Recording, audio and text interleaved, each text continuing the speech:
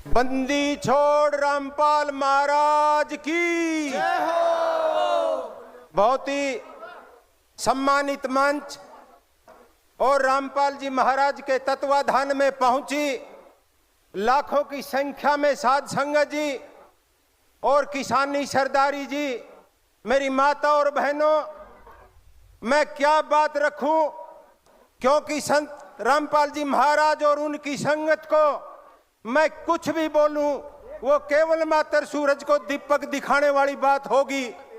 आज पूछते हैं संत रामपाल जी, आज संत रामपाल जी महाराज क्या हैं? मेरे साथियों, आप ये बात मत पूछो संत रामपाल जी महाराज क्या हैं, आप ये बात पूछो संत रामपाल जी महाराज क्या नहीं है। लेकिन आज जब हरियाणा प्रदेश में, उत्तर प्रदेश में, पंजाब में, राजस्थान में चारों तरफ पानी की त्राई त्राई मची हुई थी, हरियाणा प्रदेश की सरकार, केंद्र की सरकार ने हाथ खड़े कर दिए थे। पूरी प्रदेश की जनता को, बाढ़ पीड़ित को राम भरोसे छोड़ दिया गया था। कोई कार्य किसी तरफ से नहीं हो रहा था। उस समय राम के अवतार के रूप में, कबीर साहब के रूप में संत रामपाल जी महाराज प्रकट हुए थे। तब पूरे प्रदेश की जनता को खाने के लिए अनाज, पीने के लिए पानी को, चप्पा चप्पा भूमि का पानी निकाल करके आज प्रदेश की हर भूमि के ऊपर आज पूरी फसल की, रबी की फसल की बिजाई हुई है। इसलिए मेरी माता और बहनों, मेरे भाइयों, मैं कोई लंबी चौड़ी बात नहीं कहना चाहता।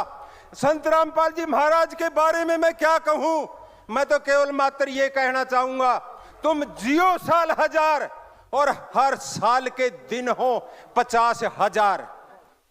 पिछले दिनों हमने सुना था, आग लगी आकाश में, झड़झड़ पड़े अंगार, संत ना होते जगत में, जड़ मरता संसार। ये बात हमने किताबों में सुनी थी, लेकिन इस बात को अगर जग जाहिर किया है वो संत रामपाल जी महाराज ने किया है।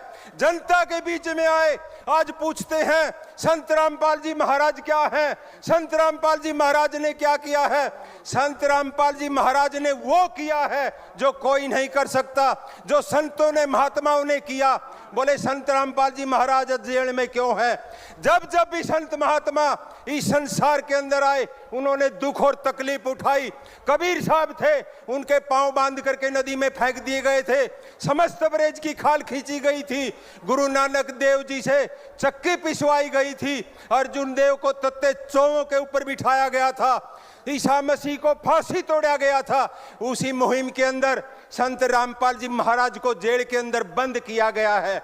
हमें सौभाग्य प्राप्त हुआ था उस दिन, जिस दिन सिविल लाइन थाने के अंदर हमारे संत रामपाल जी महाराज थे।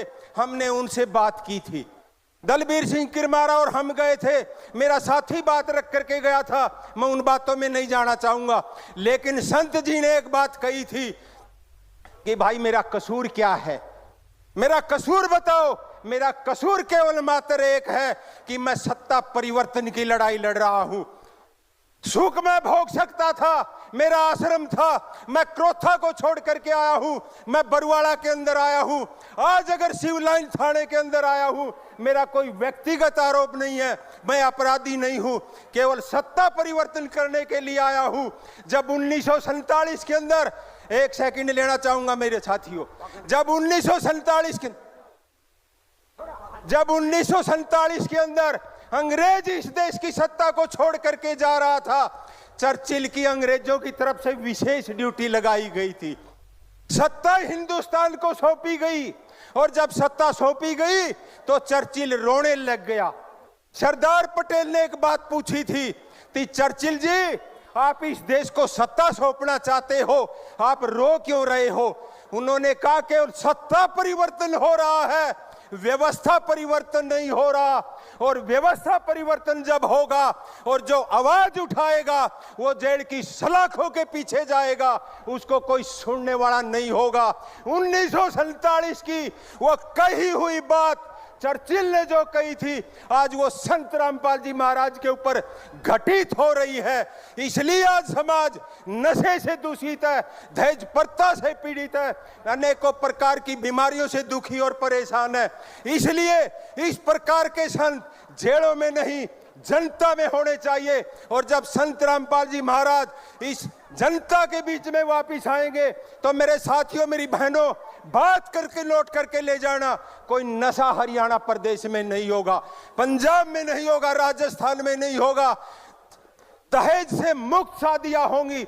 इसलिए मैं क्या कहूं, गुरु गोविंद सिंह ने कहा था कि सूरा सो जो कहलाइए, जो लड़े दीन के हेत, बोटी बोटी कट मरे फिर भी न छोड़े खेत।